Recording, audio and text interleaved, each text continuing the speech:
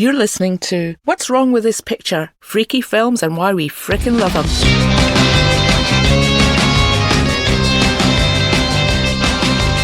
Hi, I'm Lindsay McCullough. And I'm Gary Mulholland. And in each episode of What's Wrong With This Picture, we'll be looking at a movie we think is weird and wonderful. We sometimes do include the endings where it's key to what the film is, so please be prepared for that. So anyway, buckle up and join us on a journey to dangerous cities, suburbia, and other fantasy worlds. It's going to be a wild ride. In this episode, we're looking at Pat Garrett and Billy the Kid, a 1973 Western starring James Coburn as Garrett, Chris Christopherson as Billy, Jason Robards as Governor Wallace, Bob Dylan as Alias, and Katie Gerardo as Mrs. Baker. It was directed by Sam Peckinpah and written by Rudy Wurlitzer. The cast features a who's who of great American Western character actors, including Eliza Cook Jr., Barry Sullivan, John Beck, Jack Elam, L.Q. Jones, Slim Pickens, and Harry Dean Stanton. Singer Rita Coolidge also joins her husband at the time, Chris Christopherson, in the cast. Lindsay, what's it about? The producer of the film, Gordon Carroll, described it as a man who doesn't want to run is being pursued by a man who doesn't want to chase him. And that's kind of it. So beautifully in a nutshell. That's brilliant. But to flesh that out a bit, Pat Garrett and Billy the Kid used to be pals and fellow outlaws, but now Pat has been elected sheriff, and the powerful cattle barons he answers to want outlaw and cattle rustler Billy out of the territory. Pat warns Billy away and gives him time to make his escape, but both men know that it's going to come down to a face-off between them. It's only a matter of time. Gary, what's wrong with this picture? It's a film about two dead men walking. Yeah. And it's so unusual as a Western because whereas most Westerns, in the end, they do have a thriller plot in the sense of who is going to get who is going to win the last showdown, etc., etc. Pat Garrett and Billy the Kid, no. It is, from the beginning, because there is a prologue, one of the two leads dies, and we understand from the first time that Pat Garrett and Billy the Kid look at each other that Billy the Kid is going to die. We're watching two people wander to their deaths with a sense of fate that even film noir would feel was perhaps too on the nose, yeah. Yeah. And we're watching an entire landscape of people and an entire way of life die along with them. And it's incredibly and instead of it being depressing, it's haunting and powerful and beautiful. And I still don't entirely understand how he pulled it off. Yeah, I would absolutely concur. I think right from the start, as you say, there is a prologue and an epilogue, which are the kind of 20 years later. I don't think we can spoil this film. It's clear from the start, as you say, these are dead men walking. Both of these main characters are going to die. And the only question is how, and the other question is when. So that's two questions. But when is the key question, because this film, it is a chase film, really. Yeah. Pat Garrett is chasing Billy the Kid. The pace of this film is glacial. Yeah. Things do not happen fast. At one point, Billy is captured and he's in jail and he's being kind of presided over by this kind of jailer stroke sheriff stroke deputy who absolutely hates him. It's not Pat Garrett. Pat Garrett's had to go off somewhere. And so it's this jailer who's kind of tormenting him. Billy escapes from this jail. Now, normally, you'd see in a cowboy film, somebody escapes from a jail. It's all shooting, hooping, hollering, rushing out the door. He dashes onto a horse that's already running by and he makes his escape, and it all happens in about 20 seconds. This takes about 5 minutes. He really takes his time. He does shoot his tormentor. So, there is violence in this world that is being kind of praised and memorialised. That it's a violent and brutal world. But he makes his escape in this very leisurely way. So he's killed this guy. He goes around gathering clothes, gathering guns. He's singing a little song, not a Chris Christopherson song. No, it's just no. like a little humming song that he's singing to himself about kind of how great he is and how I've been here and I've been there. Yeah, and how terrible this town is. And then someone brings him a horse that's, as a joke, it's like a wild horse. He promptly falls off this horse and then commandeers somebody else's horse. So the pace of this film, it's not fast. No. It is not fast, although it's a chase film. And the other thing about it is the sense of geography. In a normal chase film, whether that's a Western or a thriller or whatever, you might even get these things at the bottom, you know, Fort Sumner or Tombstone or dates or 3 days later. There's none of that. These men appear not ever to be in the same place. You get no sense that Pat Garrett is turning up to a place where Billy the Kid was until 2 days ago. No. None of that. They seem to be going to different places. And that's confirmed by Chisholm, one of the main kind of cattle barons, who is kind of getting impatient that Billy the Kid hasn't been caught and killed yet. And it's like, oh, he's in Mexico, he's in Tombstone, he's here, he's there. And what this is saying is that the myth of Billy the Kid is more important than the man. That he kind of transcends the geography. And as his pursuer, Pat Garrett is also transcending that geography. Yeah. Beautiful though the geography is. Yeah, absolutely spot on. I think it's fascinating, and also, you know, they both keep running into people who know them, people who've ridden with them in the past, people who, you know, and yet we have no idea. It makes it seem like they're in 1 minute in a vast landscape that is like the whole of America plus half of Mexico, yet they're in a village. Yeah. Because they just constantly run into people they know. Yeah. And it's kind of, it's completely dislocating, and it is, you put it beautifully, it's about the myths of these two men, and the myth particularly of Billy the Kid, and how people believe that he is some impossible, not a person. Yeah, some will-o'-the-wisp. Yeah. But I mean, they were real people. We thought they were myths, but we were myth-taken. Hey. Shout out to the Buffy fans there. They were real people in real life, but they were not friends. They were kind of on different sides of the law. So there's a certain amount of kind of poetic license. But that's done to great effect in this film because they are presented as kind of two sides, not of the same coin, but two sides of the same person. Yeah. To some degree. So at one point, Billy says, I used to run for Chisholm, the cattle baron, and Pat was the outlaw, but now it's the other way around. Pat is the sheriff. And so all the way along, you're right, it is kind of elegiac about the Old West. But as I say, what is being memorialised is this very kind of brutal place. It's not at all glamorised, it's not at all soft-focused or looking at it with rose-coloured glasses. It's this brutal place where people are killed. You mentioned the breakout scene, and I think... I mean, you described it beautifully, but there's two parts that also I think are extraordinary. So Billy has killed the guy who hasn't yet killed the guy who hates him and who's been threatening to kill him since he walked into this makeshift jail. But he's charmed, and this reminded me very much of Butch Cassidy and the Sundance Kid. He just seems to have charmed the other guy. The other guy does seem to know him because, again, everybody seems to know Billy the Kid and Pat Garrett.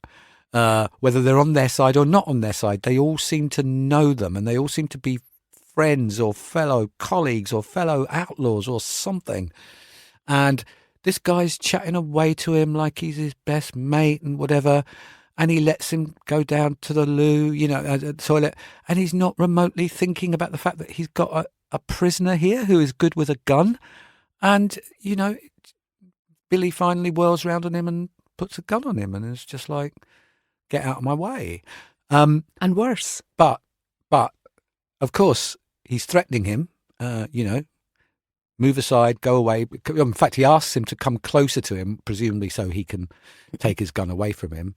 And he decides to make a bolt for it. And he says to him, this other guy, you won't shoot me in the back. The famous old Western cliche about, it's somehow okay to kill someone from the front, but, it's a cowardly and terribly thing to shoot them in the back. And he turns his back on him, and Billy, without even a thought or a flinch, just murders him. This is not the mythical Western where there is honour among thieves. No. There is none of that. And then the other brilliant bit of this whole thing, performance, where he finally kind of rides out of this town and he gets so far and suddenly comes back and rides all the way back through the town to this Mexican guy who he seems to have some kind of bond with, which is not exactly explained, who has his coat. Mm. And he picks his coat up and goes, like, oh, silly me kind of look. And this guy gives him a look. And then he rides off again. Yeah. And there is he absolutely believes that his fate is for later.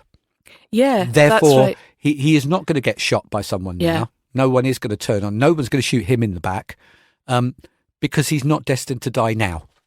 Yeah, I think that's right. And there is that kind of explicit or implicit kind of acceptance of that. So all these townspeople, there are maybe, 40, 50 of them standing around. They just watch him. Yeah. They just watch him. Even when he falls off the horse, nobody moves. Nobody moves towards him. And that's something about the fearsomeness of this reputation, the fearsomeness of this Billy the Kid myth. Do you root for either of them, and are we meant to root for either of them? That's a fantastic question. I don't root for either of them, but this is as someone who's watched the film, maybe the fourth time that I've watched it, and therefore I know exactly, not just exactly what happens, I know exactly what it's about.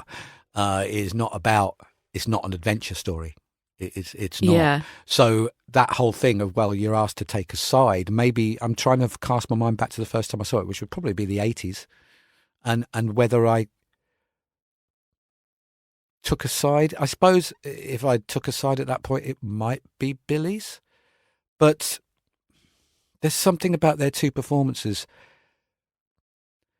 And it prompts me to say something which I love James Coburn. Me and Lindsay are very much have an agreement that we think James Coburn is a fantastic actor, very much underrated, so charismatic, sexy, and great. I'll see. Just great. And I think every time I've watched it, I've thought, it's James Coburn's film. This last time I didn't. For the first time I watched it and I thought Chris Christopherson's incredible in this film. He's absolutely brilliant. There's something in his every smile that is saying that says in his eyes, I'm going to die. And he pulls this off. I don't know how he pulls it off. It's brilliant. He's really, really, really good. And it's an interesting choice that Sam Peckinpah presumably made. Chris Christopherson, through his imperial phase as both a singer-songwriter, a very, very successful singer-songwriter, as a member of the Outlaws with Johnny Cash and Willie Nelson and Merle Haggard, and as a lead actor in Hollywood, which he was for a good decade, always had a beard. And that beard was a key part of him being a handsome leading man. Yeah. Because he has a weak chin and a chubby face. And as soon as he grew a beard, the weak chin and the chubby face disappear. In Pat Garrett and Billy the Kid, there's no beard. He has a weak chin and a chubby face. And it's such a fascinating choice by Sam Peckinpah to take his good looks away.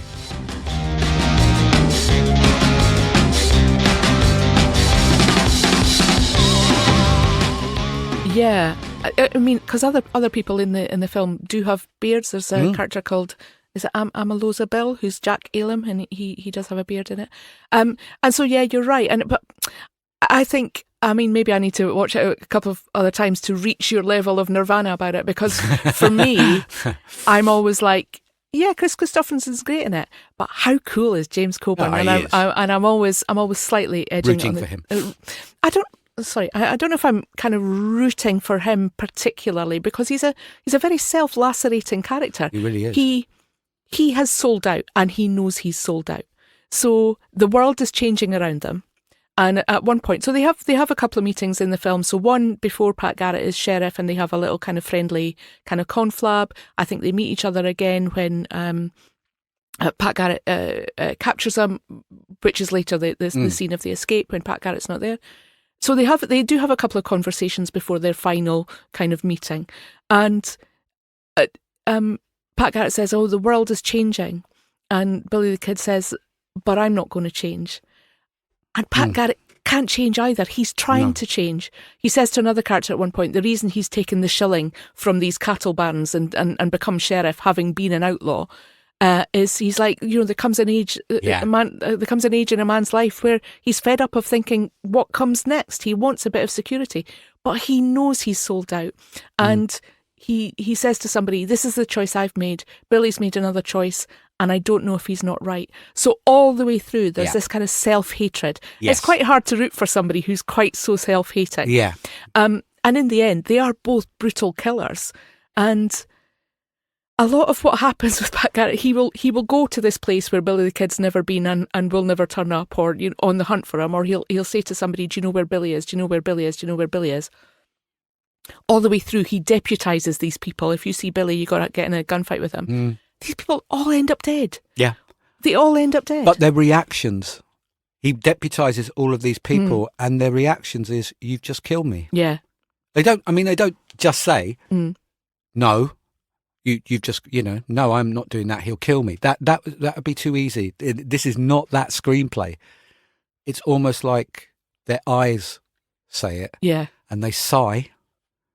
And they say, okay. And the sigh and the okay is, you've just killed me. Thanks.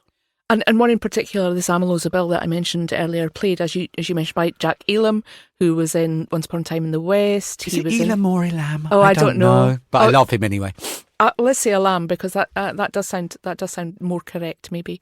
But he is this old Western guy. I've forgotten what else he was in, but he was in something. Oh, so much. Yeah. So much. He's particularly memorable in Once Upon a Time in the West. He's one of the opening, that opening scene with Charles Bronson? Yeah. He's one of those guys. That's true. And he's also in Man from Laramie. That was there the other you one. Go. Yeah. One of my fave Western films. And so he bumps into Pat.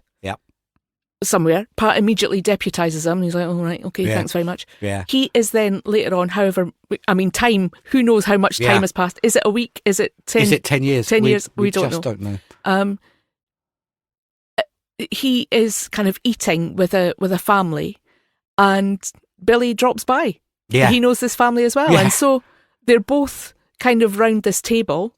He must know or finds out, Billy must know or finds out that Alamosa Bill has been deputised. And so they have this meal together, and then they have this duel. Yeah. To the end of the predicted end.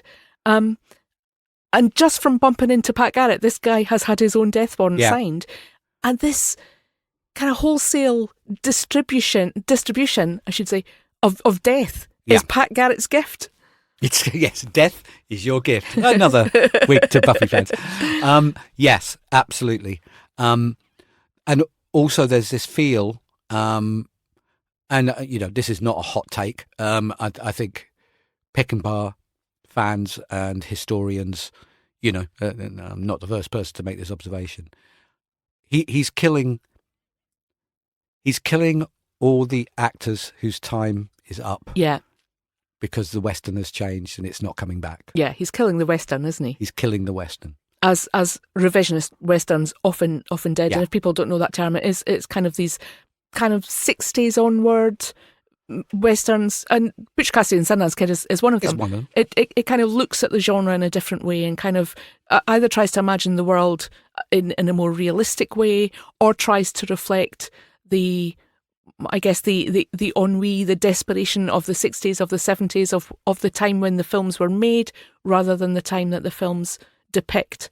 And there's any number of those. And, yes. Peckinpah probably did quite a lot with the Wild Bunch in 1969 to make that the case. Yeah, it definitely seen as this is the end of a trilogy with Ride the High Country and the Wild Bunch. And that is, Peckinpah historians reckon that was his intention. But we'll probably get onto a bit to how Sam Peckinpah himself sabotaged his film, as he did so often. Yeah. We'll get onto that in a minute, I think, because unless you want to.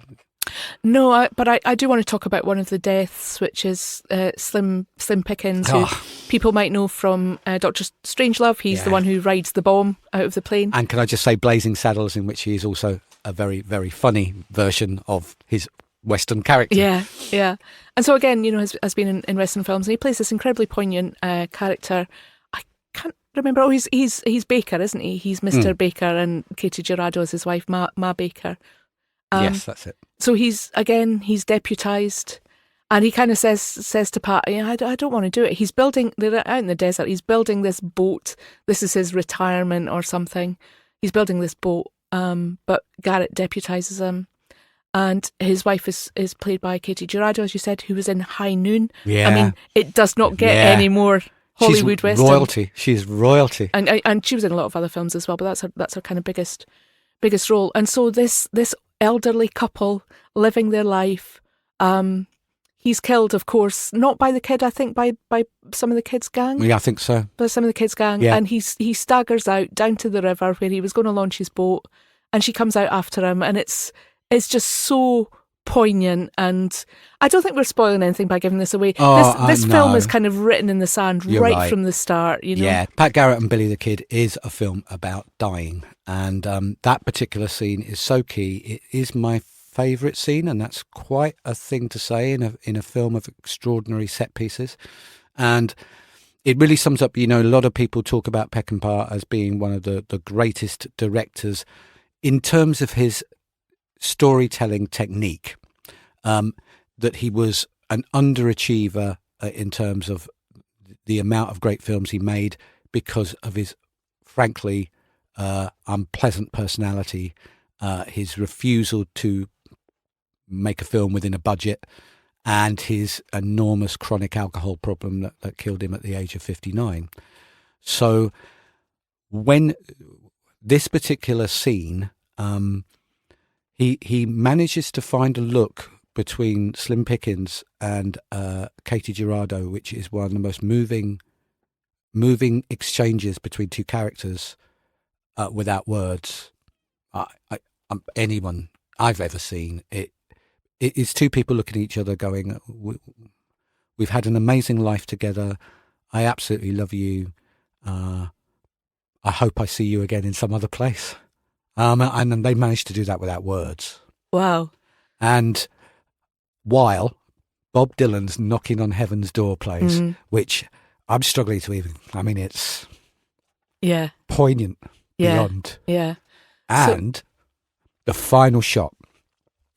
So the camera comes right out. Now these two people are dots in the distance, and Pat Garrett is just standing watching this with another look, which again, you could go back to this film 50 times and decide what that look means. It's genius. Yeah.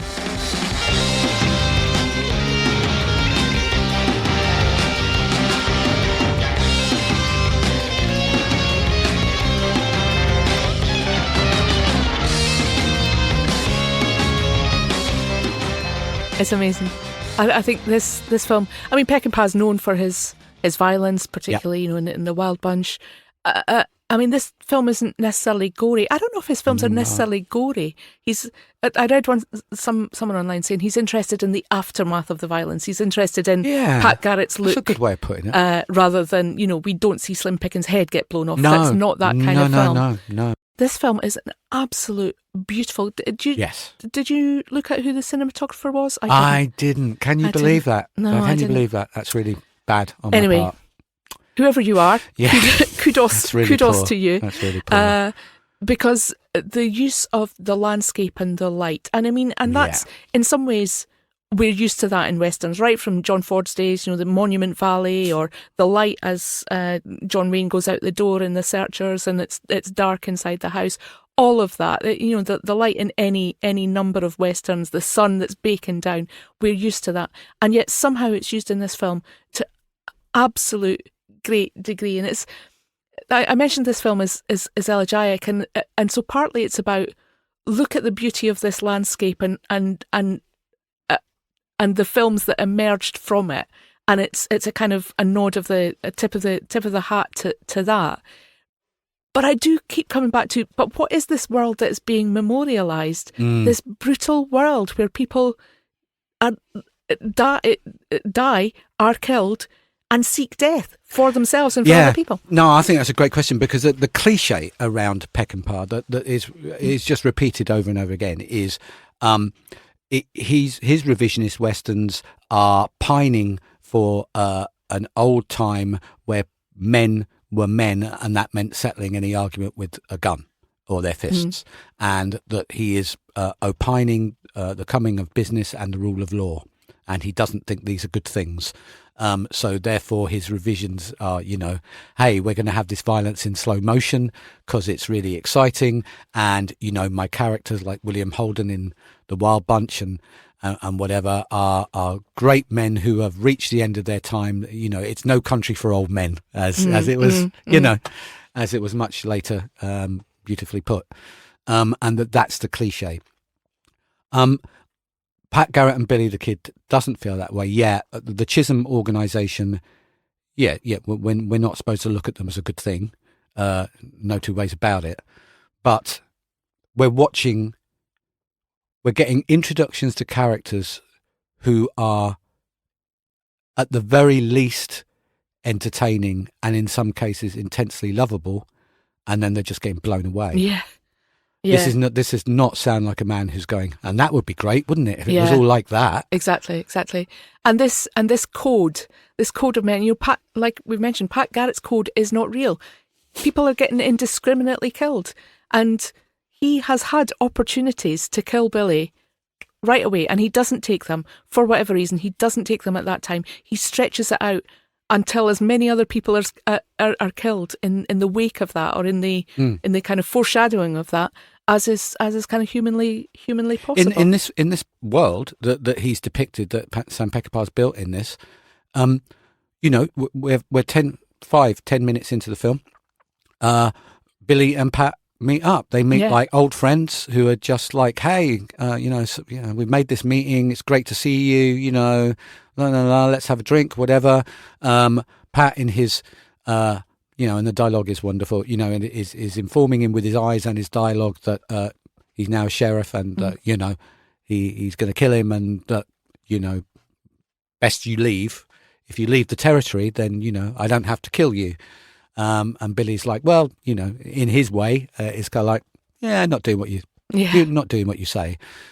And Pat Garrett walks out, and one of his gang turned around to Billy and said, why don't you just kill him? He says, because he's my friend. If he just turned around and shot him in the back then, that would have saved the lives of about 60 people. Absolutely. And it's because that's not what it's about. Yeah. There's this incredible scene, which is kind of outside of the Billy world, really, which is Pat Garrett is kind of sitting on a hill, kind of watching the river go by. Some other people, another family, are coming down on a raft, like a covered raft. And the kind of dad, or maybe the granddad of this family, has a rifle. He's throwing a can in front of himself on the river, and then kind of shooting it with this rifle, maybe to amuse his kids or his grandkids who are around him. And so he's kind of shooting at this can, misses it. Shoots at this can, misses it. Pat Garrett, from his kind of hill on the bank of the river, fires his gun, hits the can. Guy turns round. Who's that? Starts firing his gun. Pat Garrett picks up his gun. He's going to fire it. Until suddenly they both kind of realise, why are we going to kill each other? Are we going to kill each other over this? Are we going to kill each other over this? And they don't. But it's this kind of this senseless response. Yeah, absolutely. It's second favourite scene in the film. I think it was the second time I watched the movie that scene really stood out for me, and I was like, it doesn't even form part of the plot. No, it's and yet it's so powerful. Yeah, and so sad. Even though they let each other pass, and everybody, and this family live, hopefully. Yeah, it's still so sad. Yeah. It's a male violence, and the gun, and I'm sorry if Sam Peckinpah's attitude was all better back then. That doesn't. It doesn't hold water. It doesn't hold water. It really doesn't hold water. So I mean, just on Sam Peckinpah, as you said, he had a troubled relationship with the studios. This film was made by MGM, but at a time when they were kind of this MGM in the 70s. It's not MGM in 1939. No, this is MGM in the 70s. They're divesting a lot of their assets. They're kind of diversifying, and so they're building the MGM Grand in Las Vegas. Yeah. a lot of money's going towards this. And so James Aubrey, the head of the studio, is like, get films out, stick to budget, get them done fast and get them out. He's got no time for kind of artistry, much less the shenanigans that are going on this set. And so, Peckinpah's relationship with the studio is very bad. The film is kind of mangled and edited in various ways. But in the meantime, on the set, boozed, as you say, big boozer, had a gun, which he would brandish around, threw a knife at Harry Dean Stanton's head, because Jesus. Harry Dean Stanton, who has a little part in this, and Bob Dylan, who has a, I guess on paper, bigger part. He plays a guy called Alias, who's like a follower of the kids. Anyway, they're both not working, and so they're jogging. They jog into shot. And so I'm sure they were both perfectly sober at the time. But anyway, they jog into shot, and Peckinpah is not pleased, and therefore a knife gets thrown at Harry Dean Stanton's head. Jesus. So, I mean, this is not, I'm assuming, a fun shoot to be on. But Christopherson kind of liked it. They'd worked together, kind of said, sometimes it was a bit uneasy. That was as far as he'd go. James Coburn and Peckinpah were big friends, and so they had worked Chris together. Christopherson tells a story to someone in an interview where, rather than accentuate, Peckinpah was a nightmare, he talking about it being the first time that he really got to know Bob Dylan, and that they were doing an awful lot of sitting around while Peckinpah went off and argued with this one, fought with that one, or whatever. They're just sitting around in a trailer, talking about music and playing their guitars. And Christopherson says, my friend Willie Nelson, do you know my friend Willie Nelson? He's like, no. And he's like, yeah, listen, Willie Nelson's a genius. Why is Willie Nelson not the biggest star in the world? And Bob Dylan manages to get in touch with Willie Nelson, invites him down to the set, and Willie Nelson sits there regaling the two of them with his fucking songbook. Oh, I wish I was there. Do you know what I mean? Yeah. That's that's just wonderful stuff, isn't it? But this pattern was established with his first feature film, Major Dundee. I think it was his first. Ride the High Country, I think, was a bit before. Ride the High Country before, right. So the Major Dundee, that was the one with Charlton Heston, I think. And that's when it all started to go wrong, where he did this exact thing. I want this much money. I want this much time. I want the film to be this length and whatever. The studio were like, no and no and no and no. And Peckinpah was doing all these things to get around it. And finally they fired him. And then it was the first time that one of his films was pulled in, and he edited by someone else completely and put out in a way that he didn't want it to be. Exactly the same thing happened with Pat Garrett and Billy the Kid, which killed the film. This guy reduced Sam Peckinpah's 124-minute version to 106 minutes, losing some of the big key scenes, including the scene which is somewhat pivotal about what you were talking about Pat Garrett's self-loathing, his scene with his wife. Which I don't think I saw in the version that I saw. We'll come to that. There is 3 versions afoot, you see. So the first version comes out, the theatrical cut. Guess what? It doesn't make much sense. It just doesn't make any sense. The critics hated it. The public didn't go. On top of this, the soundtrack album comes out. Bob Dylan's still in his the critics have turned on him phase, because he's not making Blonde on Blonde anymore or making protest songs.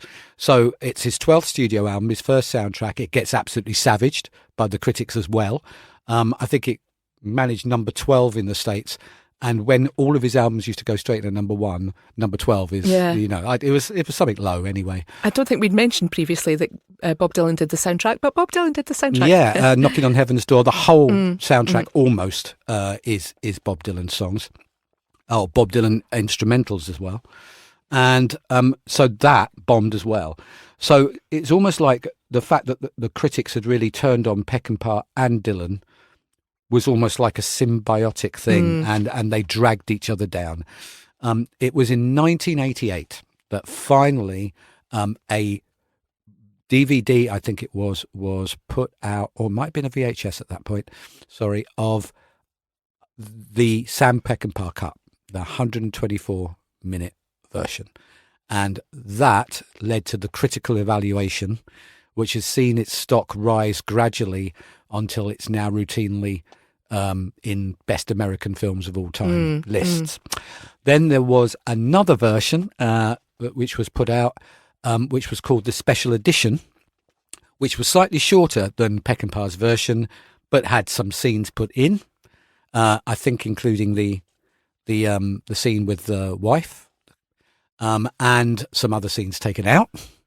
So now, couple of months away from our recording of this show, July 2024, there is finally going to be, from Criterion, not unnaturally, a Blu-ray and a 4K, which has the special edition, the theatrical edition, and the Sam Peckinpah cut, all on the same right. the same thing, and they are all different, and they are all different films, and that was one of the reasons why it bombed. That was one of the reasons why it's difficult to make sense of. I think the version I watched was the special edition. I think you've seen the Sam Peckinpah edition. Because I read the one I saw did not have the scene with the wife, but I read about it since in the research, and I was like, I definitely did not see that. But the version I saw had both a kind of prologue and an epilogue. Exactly. in the sepia kind of tone. Is that in the one that you saw? Special edition does not have it has the prologue but no epilogue. Right, okay. Then that's the one I've seen the other one then. That's weird. So every person, basically, if you do go away and want to watch this film after this, you'll get one of three versions, and you'll have to be very careful as to which one it is. I have to say the version I saw was pretty good. Yeah.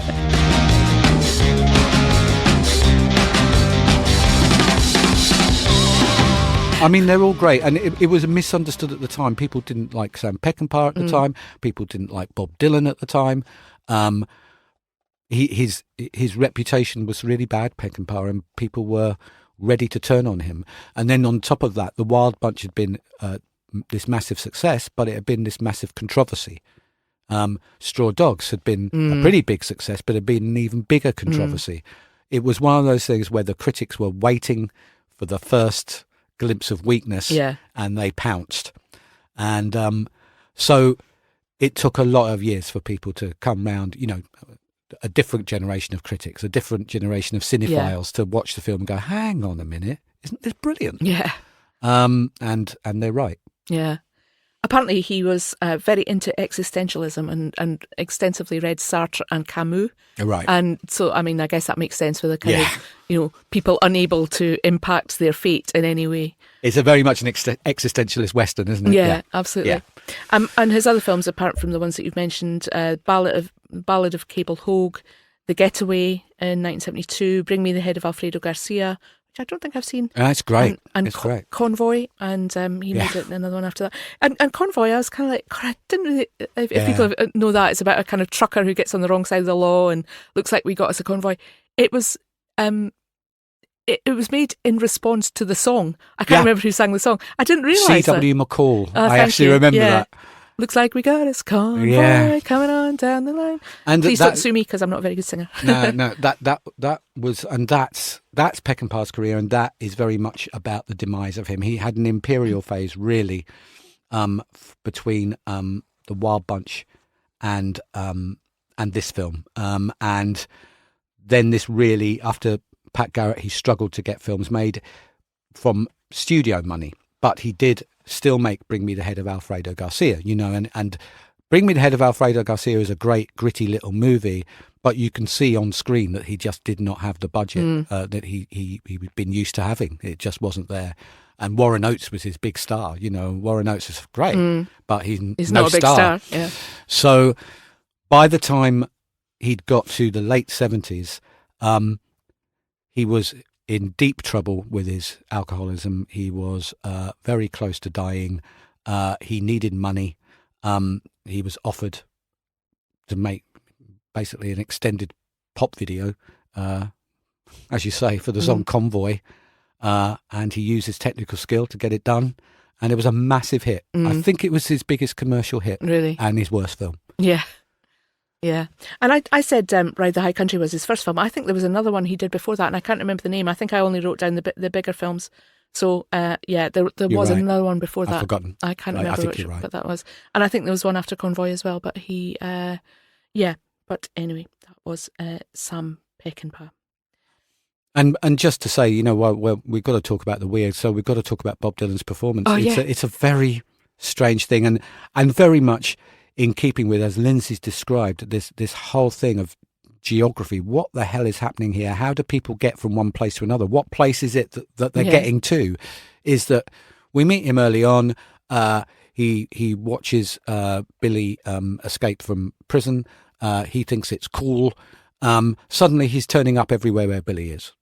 I mean, at one point we actually see them riding together. So he's riding with him, but before that, it's like he's just there. Yeah. And he says things like, I would try to remember, the classic sort of, it almost is like Bob Dylan wrote his own dialogue. He's like, what's your name? Alias. It's like, well, what does that mean? It means anything you want it to mean. Well, what do I call you? Alias. Alias. Okay, I'll call you Alias. Yeah, I'd do that. That's that exchange. And there's something in his presence which fits. It's,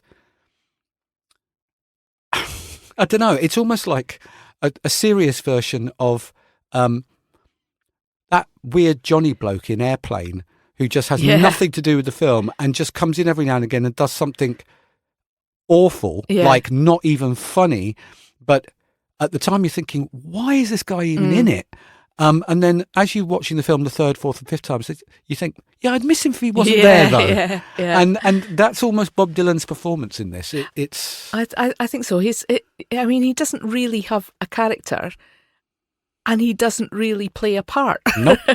But he's there to be kind of gnomic. And at one point, Billy has resisted going to Mexico. This would keep him safe. Just go to Mexico. He's resisted it. But, various things have happened. And at one point he says to Alias, maybe Mexico will be all right for a few months.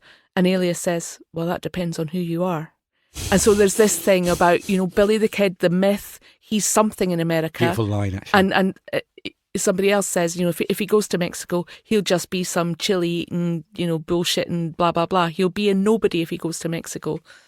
He does go to Mexico and meets his Mexican friend Paco, who has been killed or is being killed, and his daughter is being raped by Chisholm's men, by this cattle baron's men. And so Billy kills them, not fast enough to save Paco, but fast enough to save the daughter. And then to get more revenge says, I guess that ties it. I'm going back to America. And so he's going back to his doom. So no matter where he goes, he can't escape it. And I read something when I was reading research for this film. So somebody was saying a flaw in a good person will bring about their doom. So everyone's flawed in this film. Yes. But a flaw in a good person will bring about their doom. But also an ethical action by a villain will do the same. Yeah. And so this kind of desire to avenge his friend is kind of what leads him back to his eventual doom. Yeah, beautiful. And I guess one scene that I just want to mention, just because I do love it, it's the first time that Pat has rounded up a posse and they do trap Billy and they do, have a shootout, and that, it's over and Billy surrenders at this point. And they're all standing up on the hill and James Coburn, Pat Garrett is, and quite astonishingly, he stands with his arms out doing a crucifixion pose. The kid. And they have an exchange, and maybe you'll remind me, but it's something like Pat Garrett observes something about, we're both going to die or something, and Billy is like, yeah, but I'm still living.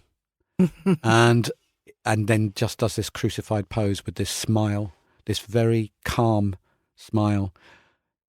And again, it's what it says. You could ponder, maybe every time you watch it, you could choose something else. But the beauty of the shot and the angles and how Christopherson looks in that shot is just sublime. Yeah. And it just scores itself on your brain. Yeah. It's a really incredible, it's unique.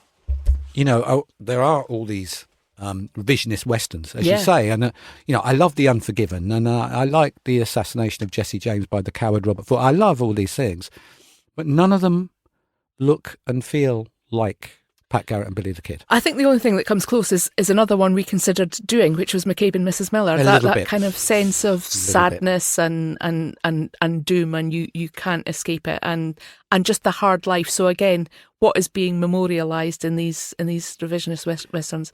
But I think, Pat Garrett and Billy the Kid is an amazing film. A treat for your eyes, treat for your heart, treat for your ears, treat for your ears.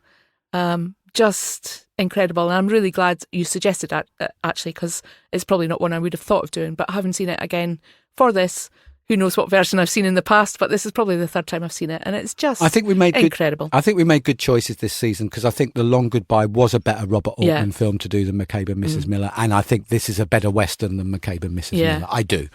So I think we made some good choices. Give yourself a round of applause. I will try. So, how many inevitable deaths are you giving Pat Garrett and Billy the Kid for weirdness and for quality? Weirdness is a difficult one, because with a lot of these modern day westerns, they bring this feeling. Compared to The Searchers, it's 10 for weird. Compared to, I don't know, Little Big Man, it's maybe 8 for weird. So I think I'll say 8 for weird. But I think I have to give it a 10 for quality. It's just an immense achievement. I'm absolutely 100% with you. 10 for quality and 8 for weird. I'm trying to think of a pun with impeccable and Peckinpah, but I can't quite get there. And on that note, till next time. Till next time.